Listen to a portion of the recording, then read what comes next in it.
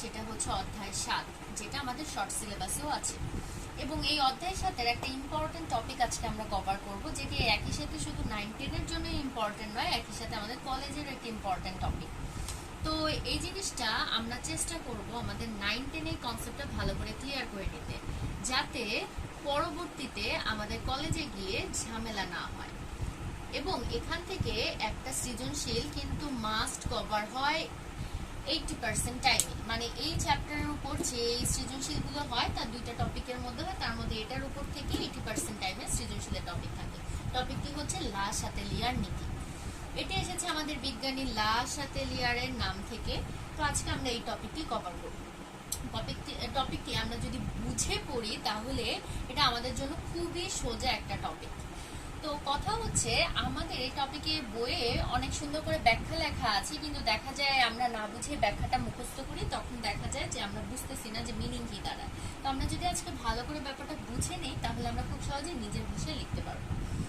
তো টপিকটিতে আমাদের শুরুতেই লা শাতেলিয়ার নীতি বোঝার আগে দুটো জিনিস বুঝতে হবে। তার মধ্যে একটা কনসেপ্ট হচ্ছে উভমুখী বিক্রিয়া। হোয়াট ইজ উভমুখী বিক্রিয়া, এই জিনিসটি জানা লাগবে। সেকেন্ড, আমাদের যে জিনিসটার কনসেপ্ট ভালো করে ক্লিয়ার হতে হবে সেটা হচ্ছে সাম্যাবস্থা। লা শাতেলিয়ার নীতি কনসেপ্টে পড়তে গেলে এই দুইটা ওয়ার্ড শুরুতেই আসে, উভমুখী বিক্রিয়া, সাম্যাবস্থায়। এখন উভমুখী বিক্রিয়াটা কি তা আমরা জেনে নিই। জানি যে ব্যাপারটা সোজা, ম্যাক্সিমামই সবাই জানে। উভমুখী, উভয় দিকে যে বিক্রিয়া যায়, তাই তো। আমাদের বিক্রিয়ক, আমাদের দুইটা টপিক আছে, বিক্রিয়ক আর উৎপাদক। তো নর্মালি জেনারেলি আমরা জানি হচ্ছে একাধিক বিক্রিয়ক বিক্রিয়া করে উৎপাদে কনভার্ট হয়। আবার সেই উৎপাদ যদি আবার নিজেদের মধ্যে রিঅ্যাকশন করে আবার হচ্ছে ব্যাকে গিয়ে বিক্রিয়কে কনভার্ট হয়, তাহলে সেটাকে আমরা বলি পশ্চাৎমুখী বিক্রিয়া। তো আমাদের এই দুই বিক্রিয়াই যদি কন্টিনিউয়াসলি সিমultaneously ঘটতে থাকে কোনো বিক্রিয়াতে, তাহলে সেটাকে আমরা বলি উভমুখী বিক্রিয়া। কারণ এটা অনেক সোজা কনসেপ্ট, উভমুখী বিক্রিয়া, সেটা আমাদের গেল। এটা হচ্ছে ন্যাচারালি ঘটতে হবে। আবার চাইলে কেউ যদি কোনো হচ্ছে প্রভাবকের মাধ্যমে করতে চায় তাও করতে পারে। মেইন কথা রিঅ্যাকশনটাতে দুই রকমই হতে হবে, সেটা পশ্চাৎমুখীও হতে হবে এবং সম্মুখমুখীও যেতে হবে, তাহলে সেটাকে আমরা বলবো উভমুখী বিক্রিয়া। এখন আমাদের যে জিনিসটা জানতে হবে সেটা হচ্ছে সাম্যাবস্থা। That is one of the important concept in this Le Chatelier নীতি।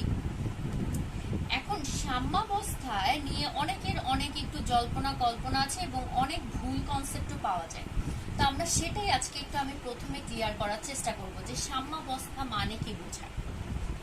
সাম্যাবস্থা মানে আমাদের খেয়াল করি, আমরা একটু আমাদের উভমুখী বিক্রিয়াটা খেয়াল করি। উভমুখী বিক্রিয়ায় দেখা যাচ্ছে কি হয়। প্রথম দিকে আমি মনে করলাম আমরা একটা ডেমো নিচ্ছি যে আমরা হচ্ছে রিঅ্যাকশন করার জন্য নাইট্রোজেন নিচ্ছি, হাইড্রোজেন নিচ্ছি, নিয়ে বিক্রিয়া করে তৈরি করছি অ্যামোনিয়া। এটা হচ্ছে আমাদের রিঅ্যাকশন।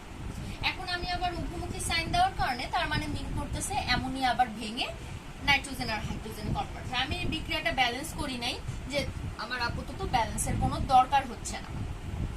তো আমরা নর্মালি বিক্রিয়া করার সময় ব্যালেন্স দরকার হলে তখন করব।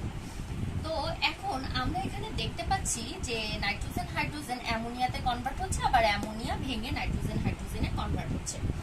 এখন শুরুতে কি হবে, আমার টার্গেট যদি অ্যামোনিয়া বানানো হয়, আমার শুরুতে টার্গেট কি, আমি হয়তো 2 কেজি নাইট্রোজেন নিব, 3 কেজি মনে করলাম হাইড্রোজেন নিলাম, এরকম সামথিং।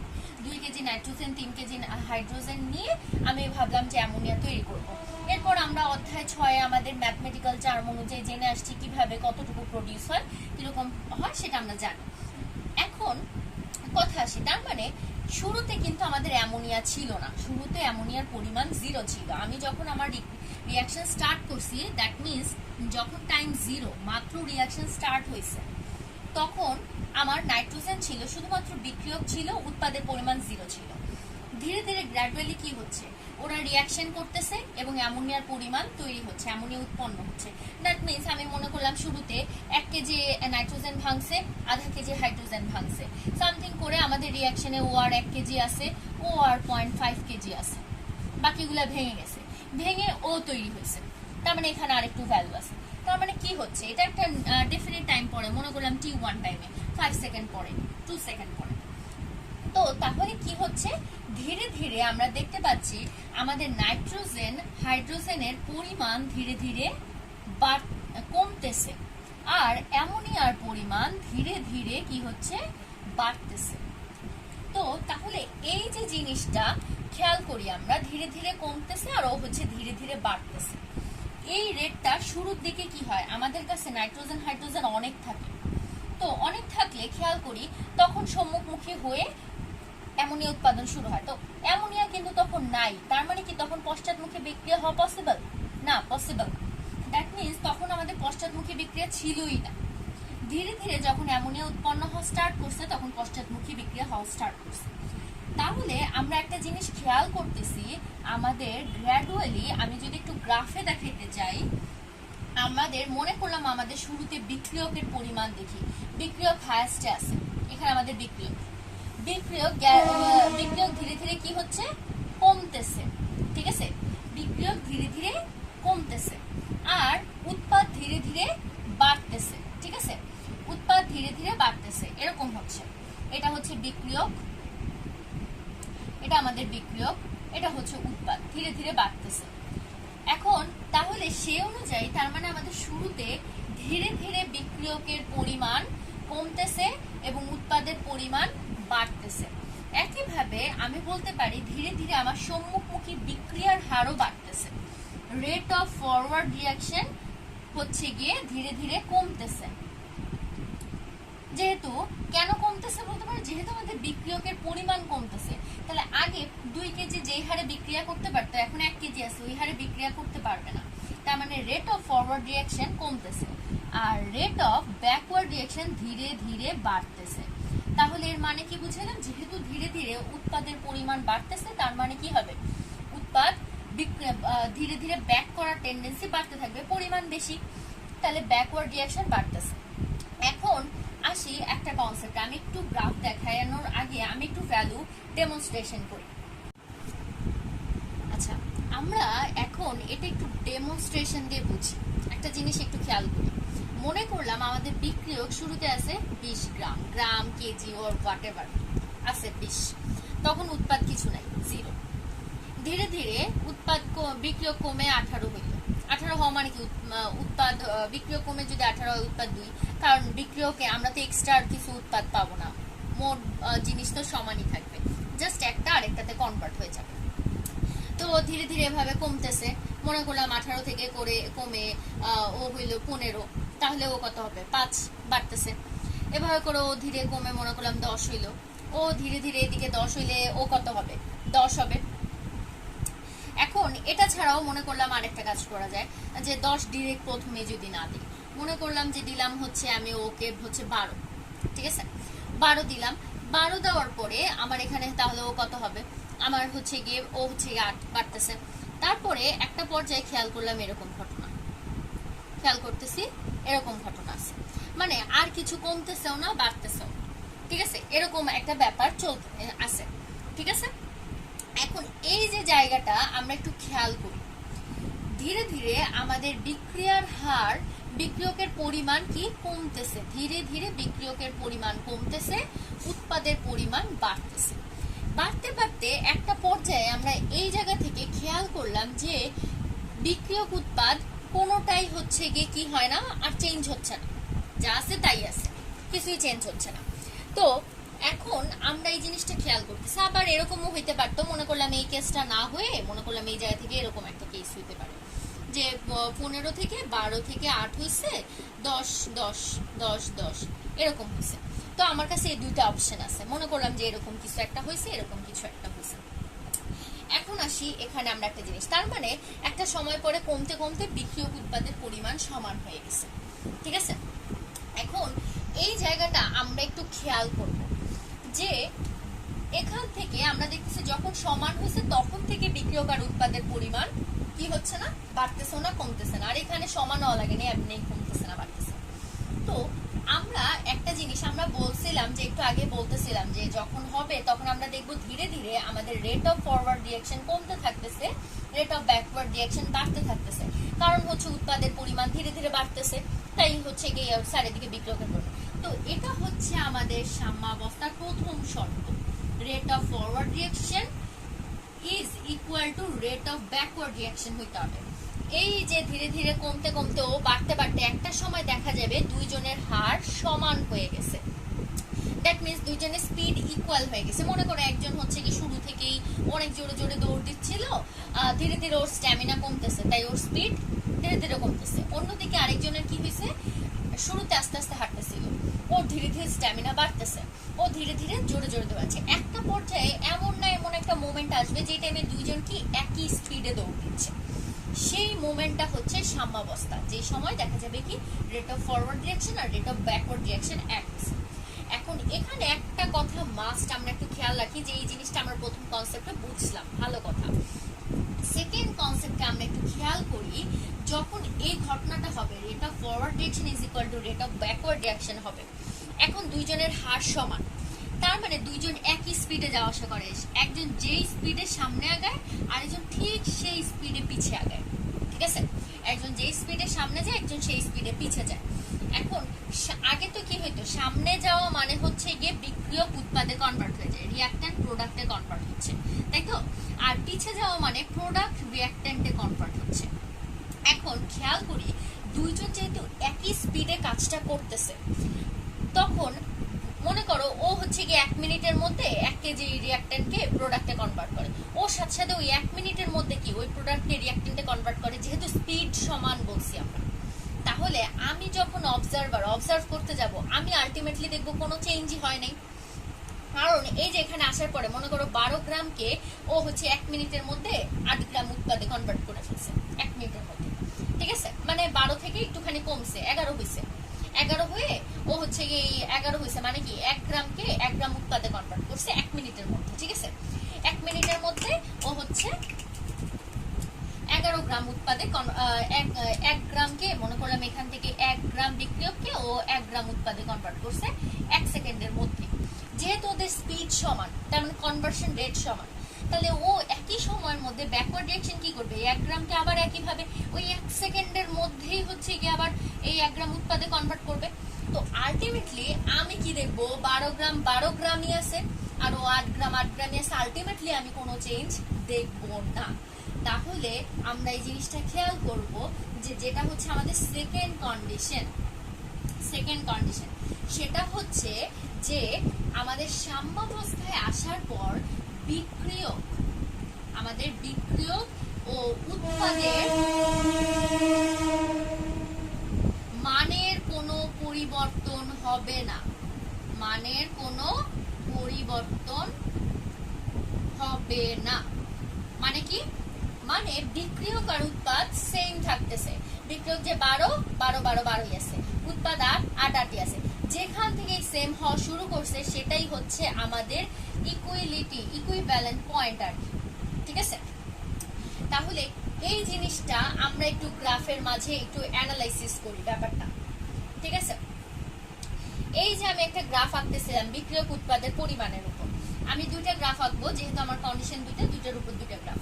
একটা হচ্ছে রেট অফ বলছি সমান হবে, তো রেট অফ ব্যাকওয়ার্ড রিঅ্যাকশন শুরুতে তো 0, তাই না? শুরুতে কোনো উৎপাদ নাই, তার মানে শুরু হবে এখান থেকে, ধীরে ধীরে ধীরে ধীরে ধীরে ধীরে ধীরে বাড়তে থাকবে।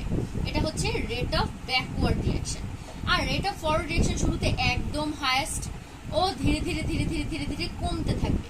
কমতে কমতে এই যে পয়েন্টটাতে এসে দুইজনের rate of backward reaction rate of forward reaction সমান হবে, সেই পয়েন্টটা হচ্ছে আমাদের ইকুইভ্যালেন্ট পয়েন্ট। এটা আমাদের ফার্স্ট কন্ডিশনের গ্রাফ, ঠিক আছে? এবার সেকেন্ড কন্ডিশনটা দেখি। সেকেন্ড কন্ডিশন হচ্ছে এটা আমাদের পরিমাণের উপর, ঠিক আছে?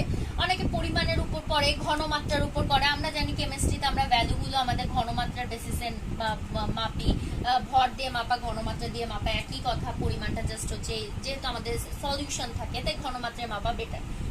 তো কি হয়, শুরুতে উৎপাদ একদমই ছিল না, ধীরে ধীরে বাড়তেছে, বাড়তে বাড়তে বাড়তে বাড়তে একটা পর্যায়ে দেখতেছি কি আর কোনো চেঞ্জ হয় না, এই যে আস্তে আস্তে বাড়তে বাড়তে এই 8 এসে বারবার 8ই থাকতেছে, স্ট্রেট লাইন কিন্তু এই জায়গায়।